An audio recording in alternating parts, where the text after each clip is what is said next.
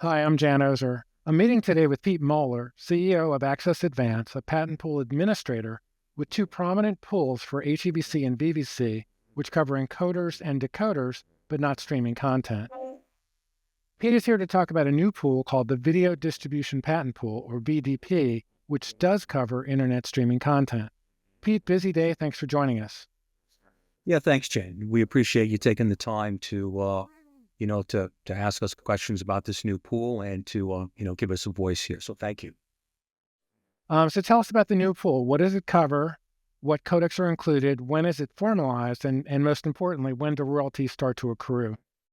Yeah, sure. Thanks, Jan.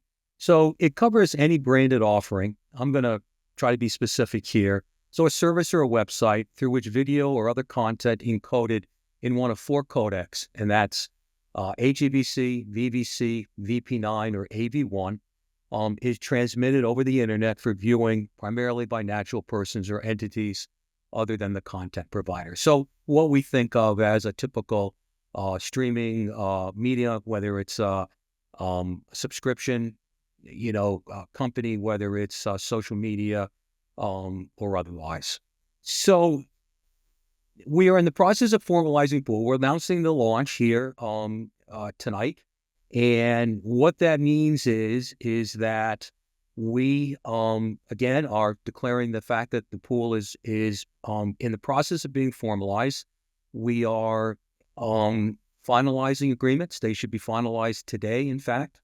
And we will then start a process, and I'll talk a little bit more about it later, but a 6-month process in which we will and expect to sign on a large number of licensors and licensees, patent owners, implementers into the new pool. As far as royalties, they will start to accrue on January 1st, 2025, and that will apply for everyone. But what we'll talk about a little bit later as well is we do provide a waiver for past royalties if you sign as a licensee prior to the end of June. A very significant concession on the part of our licensors, and I certainly hope licensees take advantage of it. After June 30th, we will not offer an automatic waiver for past usage. We will negotiate settlements, but there will not be a blanket waiver. So again, a very significant concession on our licensors' parts. Okay. So when you talk about content, are there any exclusions? Is there de minimis exception or church, school, government, or which websites need to get in touch? Yeah, so we have, just like in our HEVC and our VVC device programs, we do provide call it a royalty credit, a royalty waiver, however you'd like to kind of phrase it. So of $25,000 for every 6-month period. Our reporting is every 6-month period. So we do provide a $25,000 credit, which will eliminate, any of those companies that you or churches or companies, for the most part, that are small users, and that's not our intention. Our intention is not to go out and seek royalties from mom and pops or people that have maybe a small following. That's not the intent. You would have to have subscribers in the hundreds of thousands and active users in the millions in order to or at least over 1 million in order to owe any royalties. Okay. Kind of a funky question. How does it work if I embed YouTube videos on my website? Does the charge accrue to YouTube, or does the charge accrue to me on my website? Depends on who would be the actual provider. If you are actually had your own subscriber base in which you were providing those, whatever videos that you had, you would be the potential licensee. Okay. Still, the numbers are pretty large. Yes, our intention is not to. Again, our intention is not to seek licenses from smaller entities. Okay. So there are a lot of pools out there for a lot of the technologies that are covered. Sysfel has the AV1 and VP9 pools. Avanci has another content pool, and then Access or VLA has the HEVC and VVC pool. I mean, how does that work? I mean, which patents are you going to have in your pool that apply to content and content only? Well, we expect to get the vast majority of our licensors in our HEBC and our VBC pools. And that's, I think there's over 60 separate individual patent owners between those two pools. So frankly, we expect to get a vast majority of them, which will represent a, substantial majority of the standard essential patents in these different codecs. So we are highly confident that that we'll be able to achieve that. As far as the pools are separate. This pool is separate from our device programs. There's no overlap between this pool and our device program. So those programs will all continue as is. And this content program obviously will be an alternative to the Avanci program that's been announced. What does that end up looking like? Does that mean I have to sign agreements with both, or are you going to have some of the patents that Avanci has in your pool and vice versa? I would certainly expect to my knowledge, there are no limitations on people joining other pools, the Avanti pool, our pool, potentially another video distribution pool if that was to happen. There are no limitations, and we certainly expect many of the licensors in the Avanti program are also licensors in our HEBC and our VBC programs, and we expect and are hopeful that they will join our program as well. And the same, I guess, is true with the patent owners in the VP9 and AV1 pools and the Systel pools? Yeah, no, exactly. And Sysfel, to my knowledge, doesn't license streaming per se. But yes, those companies as well, to our knowledge, are free to join our pool. Okay.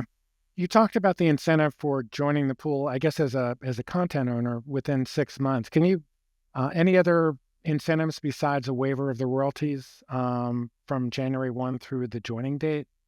Yeah, there is. If you're a licensee, you have two very substantial benefits in joining between now and the end of June. The first is the waiver of back royalties, which is obviously very, very significant. The second is a 25% royalty discount through 2030 at this point. So you got a very substantial discount for the next 6 years on the program. So some big benefits to joining early. Okay. And I understand you're not going to release royalty rates right now, but tell us about the royalty structure. I mean, there's a lot of different businesses making money in different ways on the internet. There's SVOD, there's AVOD, there's hybrid. How are you going to fairly impose a royalty on all those types of organizations? Yeah. So thanks for asking. We have, I think, a unique structure. So there's two facets to our structure. One is a tier. So we have 6 tiers, a base tier, and then tiers 1 through 5.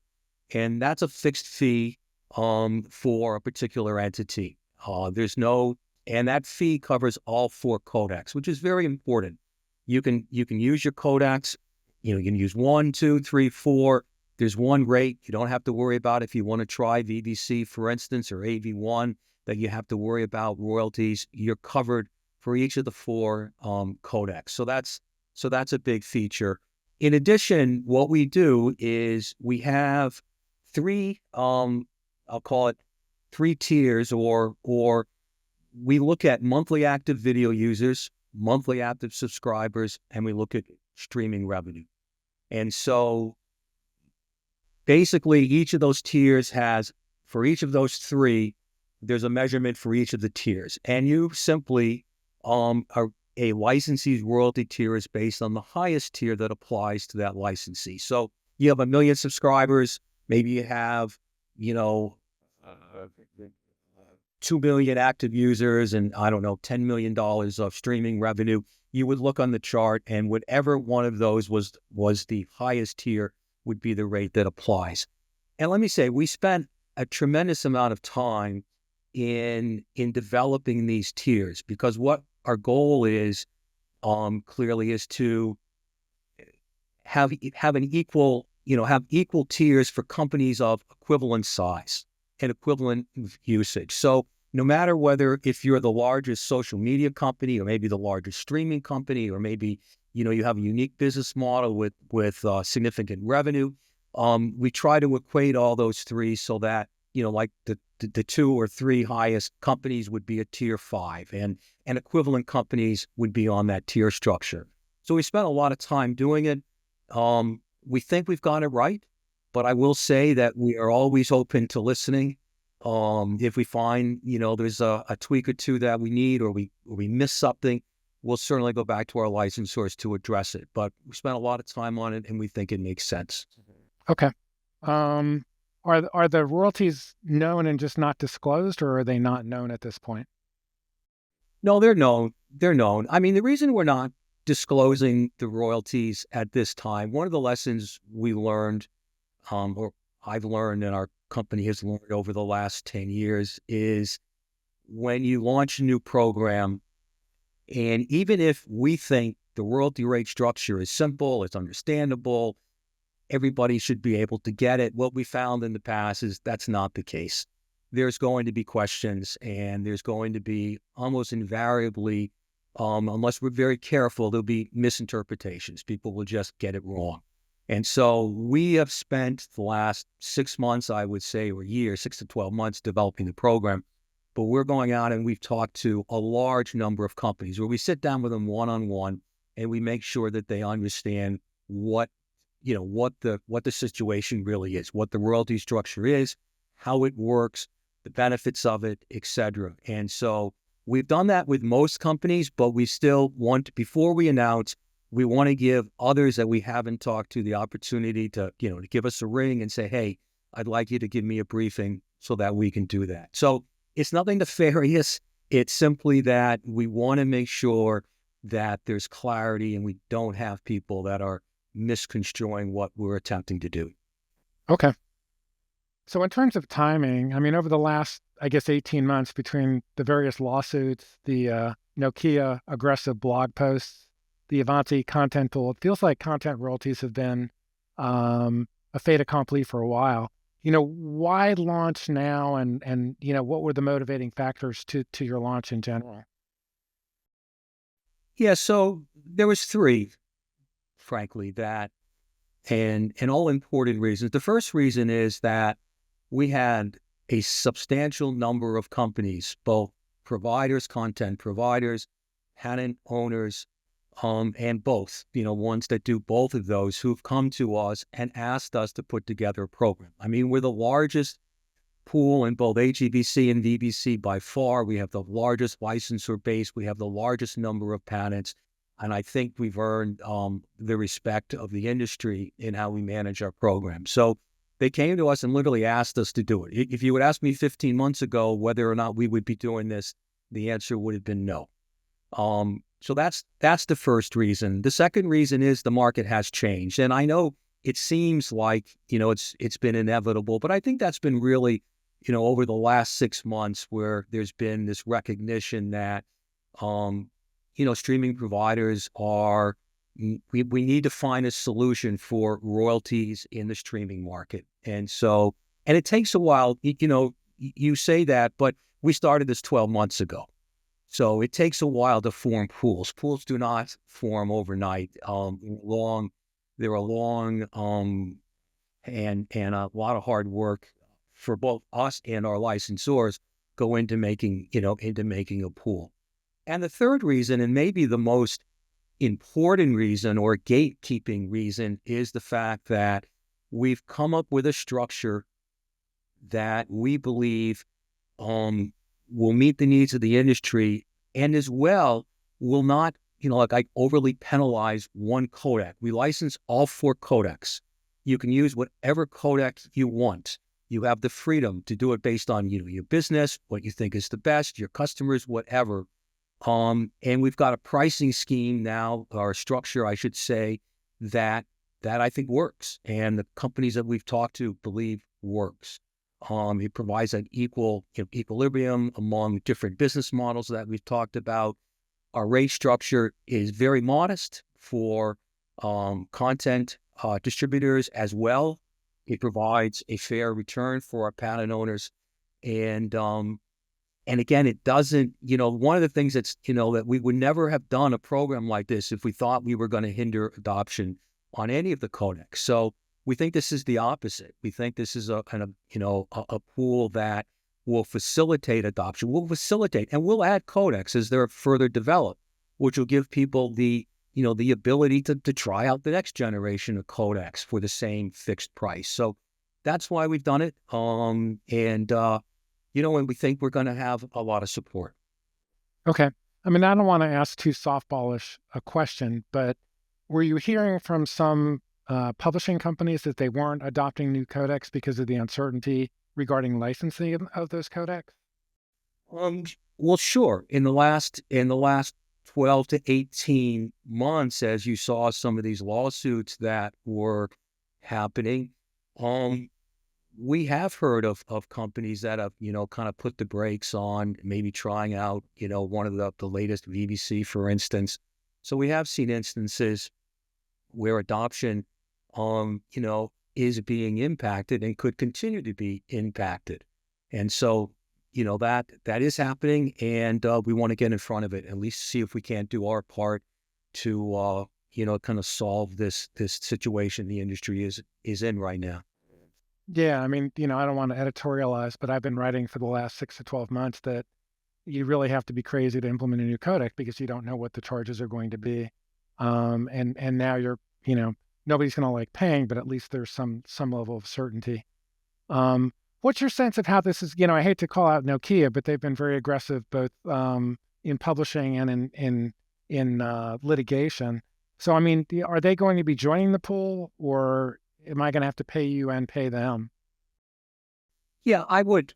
I mean, look, there are a number of companies, especially those in the, 3G, 4G, 5G, um, field that have always licensed independently, and I expect they'll continue to license independently. Most of them have multi-standard portfolios. They license on a product basis in many cases rather than a codec basis.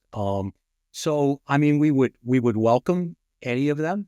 We are talking to a couple companies that you might not expect would be willing to join a pool, but I can't. I would be, I think, overly optimistic if I think we were able to get every one of the types of companies like Nokia that is generally independently licensed. Okay. What about due diligence? What is that going to look like? Because I mean, you've looked at the patents in your own pools before. Are you going to have to do separate due diligence on patents from, say, the via LA or Sysfel pool? Well, there are very few via LA patents that aren't in our pools. And so we generally accept, we do some, let me rephrase. We do for somebody like who's had their patents, evaluated through through Sysfel. Those are processes that we know and understand and respect. So if you've had your patents, through those pools, we have a reduced, process, for you to join your patents into our pool. We don't duplicate everything. There's no need to. Again, these programs have, um, credible and diligent processes, and so we do respect them. That said, we do count patents differently. We do have point systems differently. And so there are some things and there are some charges that will be required in order to bring those patents and put them in our video codec. Okay. And you've covered this to a degree. I mean, the first, and you and I spoke when you launched the first HEBC advanced pool, and the major pushback was on content royalties. What's changed since then? I mean, you were at 0.5%, and the industry went nuts. What's different now? Well, I mean, a couple things. I mean, I think over the last 10 years, you've seen this dramatic increase in streaming and internet consumption. And so you have this incredible demand, which has, let's face it, has focused patent owners in saying that it's not fair it's no longer fair for devices to be the only, the only royalty bearing product, or service that's out there. And so I think, as you mentioned earlier, and we talked about earlier, there's been an inevitability on the fact that, royalties are going to be needing, content distributors are going to need to take licenses, and we're trying to provide a reasonable solution for them. But yeah, the world's changed in the last couple of in the last 10 years. Okay.